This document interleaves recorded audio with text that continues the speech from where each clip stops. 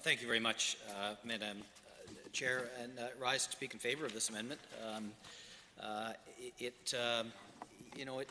The FEOC principle of fair, equitable, openly competitive is obviously a very important principle in the electricity market, and it's troubling to me how it is we managed to get ourselves to this point, where here we are looking at Bill 13, which has to do with creating a capacity market and some other aspects. I appreciate the government's amended out some of the asset retirement pieces. I know there was some concern from stakeholders and from industry, and so I appreciate them having done that. But if this amendment can improve what is a flawed concept in the first place, then I certainly would happily support this amendment. And I'm wondering and asking myself, well, how is it that we got here in the first place? It started off with a government that knew or ought to have known that changes they were making to the specified gas emitters regulation was going to trigger an existing contract provision in power purchase arrangements. That is something that you know or ought to have known. And from that mistake, every single opportunity they had to fix it, instead of fixing it, they doubled down on that decision. And unfortunately, that is because I believe this government went into this whole question with a political lens, an ideological lens, and said, we believe certain things to be true, and there's no evidence on earth that's going to change our mind of what we think is true. And every single time information, evidence, data was presented to them that something was not as they believed it to be, didn't matter. Off they went, just hell-bent for leather, as they say. So here we are. We continue down this uncertain path of this capacity market. And it's not to say that capacity markets don't exist other places. It's not to say that they haven't worked in other places. The question is, will they work in Alberta? The bigger question is, what problem does it seek to solve? The market was working. We had a situation in Alberta with the lowest electricity prices in North America, or certainly among them. And we also had a situation where coal-fired power producers were very much willing to work with the government to ramp down that production, to find ways of ramping up renewable energy. And so to say that the only possible way of bringing renewables on and ramping down coal-fired power in Alberta was the path this government has chosen to put us on, the path that's going to cost at least $2 billion taxpayer dollars, at least, probably more, is false. It is false that that is the only possible way of achieving that outcome. There were many, many other better ways of doing it, ways that would not have created chaos in the regulatory piece of the electricity system, in the MSA, in the AUC, in the balancing pool, in the ISO.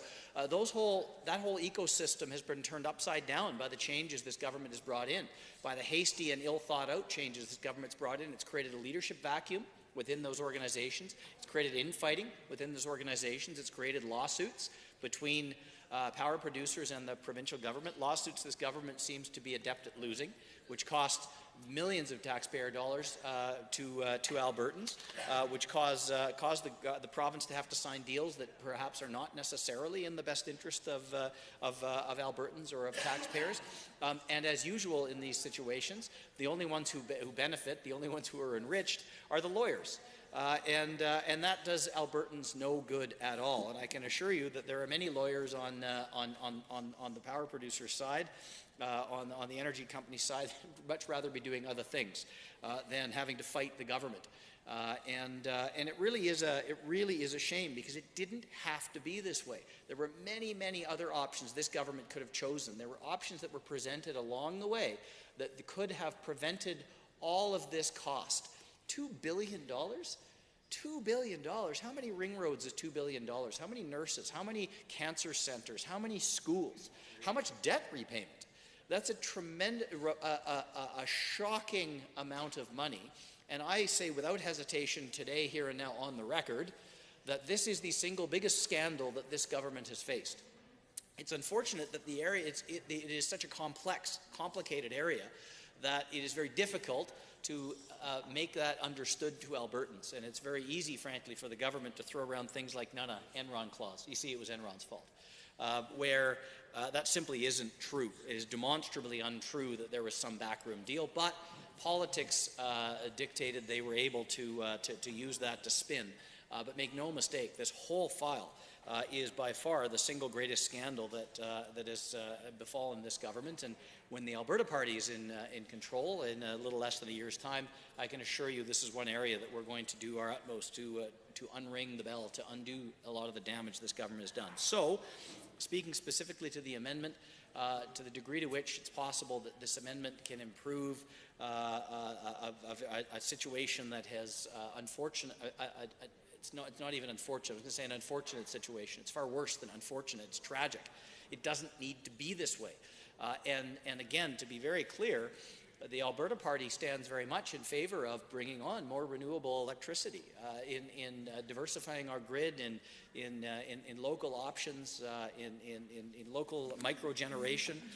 You know, the Minister of Municipal Affairs knows how strongly I feel in favour of Bill 10. I think it's a good piece of legislation. There are options for bringing on more renewable electricity and ramping down coal-fired power to address the carbon emissions that come from coal-fired electricity, the other pollution that comes from coal-fired electricity. I think it's important that we move beyond coal-fired power in this province. I'm absolutely all in. Absolutely all in. Let's do that. But let's do it in a way that doesn't cost taxpayers $2 billion, that doesn't waste $2 billion.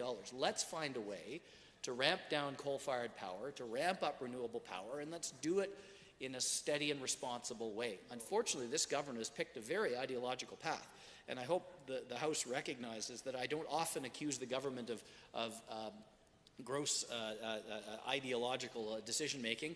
That's not something I take lightly. But in this case, the evidence tells us that's exactly what has happened. There have been many, many opportunities for this government to take facts that have been presented to them and make a different decision that would have the same or better outcomes. Unfortunately, they went in with a preconceived idea of what needed to happen based on incorrect, inaccurate information that was shaped entirely by the way they saw the world. And it's unfortunate, because that's not the way government ought to operate.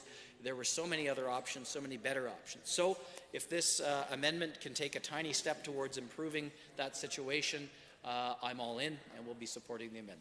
Thank you, Madam Chair.